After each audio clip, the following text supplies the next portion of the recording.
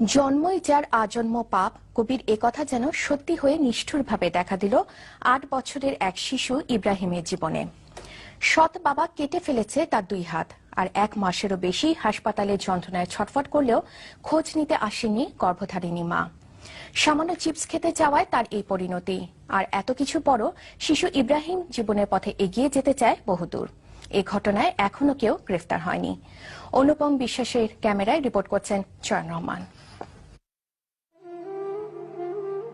কত কাছে প্রিয় খেলনাগুলো, তবু যেন কত দূরে। সামান্য চিপস চাওয়ার অপরাধে সৎ বাবা ওমর কেটে নিয়েছে ৮ বছরের শিশুপুত্র ইব্রাহিমের ২ হাত।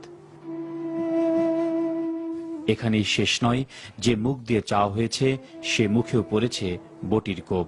মাথার মাঝ বরাবরও ছিল একই ধরনের আঘাত চিহ্ন। এত সব নৃশংস ও বর্বর আঘাতের ক্ষতচিহ্ন নিয়ে পঙ্গু হাসপাতালের বিছানায় একাকী অসহায় যন্ত্রণাময় জীবন ইব্রাহিমের।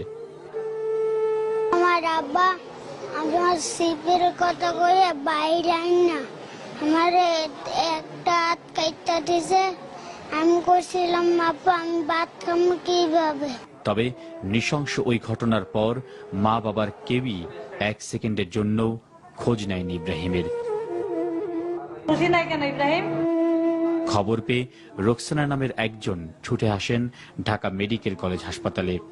রোকসানার বর্ণনায় ওমরের চিকিৎসার কঠিন সময়েও মুখোমুখি হতে হয়েছে বেশ কিছু অবহেলার।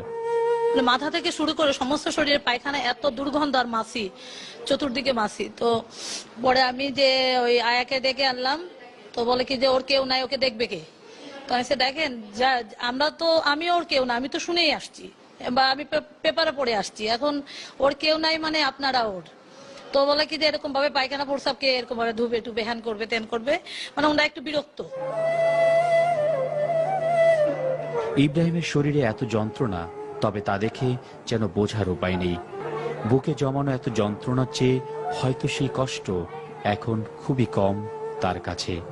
তবু অপলক ২ চোখে ইব্রাহিম এখনো স্বপ্ন দেখে সামনের জীবনে এগিয়ে যাওয়ার। পড়াশোনা করতে। কিভাবে পড়াশোনা করবে তুমি? লিখবা কিভাবে? মুখে কলম দিয়া এরপরে লিখবো, তাও আমি পড়াশোনা করতেছি।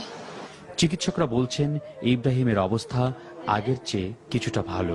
বাচ্চাটার আমরা গতকাল তার হাতে যে ক্ষত ছিল ২ হাতে, সেই ক্ষততে আমরা চামড়া লাগিয়ে দিয়েছি।